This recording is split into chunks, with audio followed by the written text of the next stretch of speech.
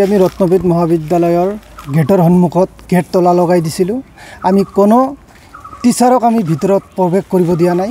এই কাৰণে দিয়া নাই যে পলিটিকেল ডিপাৰ্টমেণ্টৰ ভিগু কলিতাৰ বিৰুদ্ধে আজি আমি প্ৰতিবাদ কৰিলোঁ। এই কাৰণে কৰিছোঁ, আজি আমাৰ মহাবিদ্যালয়ৰ পৰিৱেশ নষ্ট কৰি আছে ভিগু কলিতাই। আৰু দুৰ্ভাগ্যৰ কথা যে ৰত্নবিদ মহাবিদ্যালয় অধ্যক্ষ মহোদয়ক ভাবুকি দিছে। আমি বহুত দুখ পাইছোঁ। এজন ৰত্নবিদ মহাবিদ্যালয়ৰ অধ্যক্ষ মহোদয়ক যে ভাবুকি দিব পাৰে, আমি সাধাৰণ ষ্টুডেণ্ট দুদিন পিছত আমাক গায়ব কৰি দিব পাৰে। যি ৰত্নবিদ মহাবিদ্যালয়ত যি গুণ্ডাগিৰি চলাই আছে আমি সহ্য নকৰোঁ। আৰু দুখৰ কথা ক'বলৈ লাজ লাগে, এইফালে গাৰ্লছ হোষ্টেল আছে, এইফালে ৰেষ্ট্ৰিক্ট এৰিয়া আছে। ইয়াৰ ভিতৰত ৰাতি 10টা নাই 12টা নাই ৰাতিপুৱা তাত যাই থাকে। কিয় থাকে এইটো আমাক উচিত বিচাৰ লাগে। গাৰ্ল হোষ্টেলৰ তাত থাকে কিয় থাকে আমাক উচিত বিচাৰ লাগে। আৰু কলেজ কৰ্তৃপক্ষই আৰু গভৰ্ণমেণ্ট বডি অতি সোনকালে যাতে আমাৰ ৰত্নবিদ মহাবিদ্যালয়ৰ পৰা ভিগু কলিতাক বহিষ্কাৰ কৰিব লাগে। যদি বহিষ্কাৰ নকৰে, অন্যথা আমি আজি যি আন্দোলন কৰিছোঁ ইয়াতকৈ ভয়াৱহ আন্দোলন গঢ়ি তোলাৰ চেষ্টা কৰিম। আমি গাৰ্লছ হোষ্টেল ৱাৰ্ডেন ৰুমত যায়। ৱাৰ্ডেন ৰুম কিয় যায় আমি গম নাপাওঁ।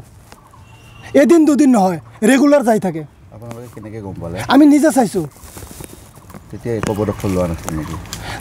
একো পদক্ষেপ আমি ডেইলি চাই আছোঁ। এইকাৰণে আজি আমি পদক্ষেপ লৈছোঁ। আপোনাৰ এই বিষয়ত আগতে প্ৰিন্সিপালক অৱগত কৰিছিল নেকি? কৰিছিলোঁ। প্ৰিন্সিপালে কি কৈছে? প্ৰিন্সিপালে একো কোৱা নাই।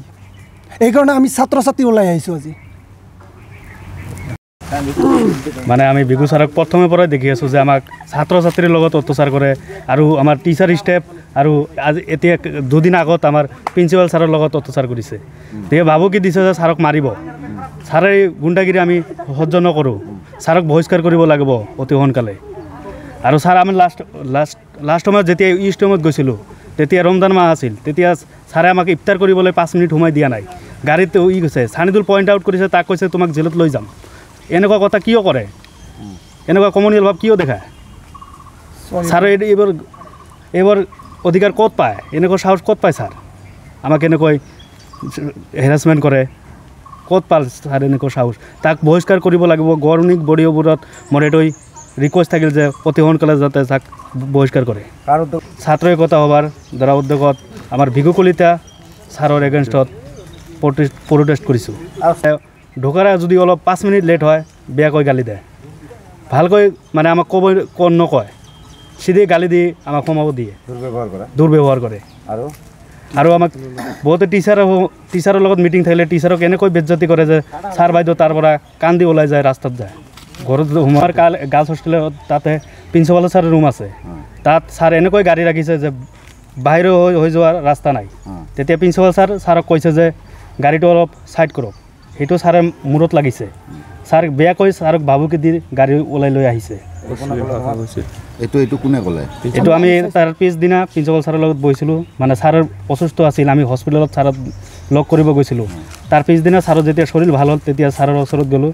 ছাৰ এনেকৈ ক'ল। তেতিয়া আমাৰ বহুত দুখ লাগিল যে আমাৰ কলেজৰ মুৰব্বীক এনেকৈ ভাবুকি দিছে।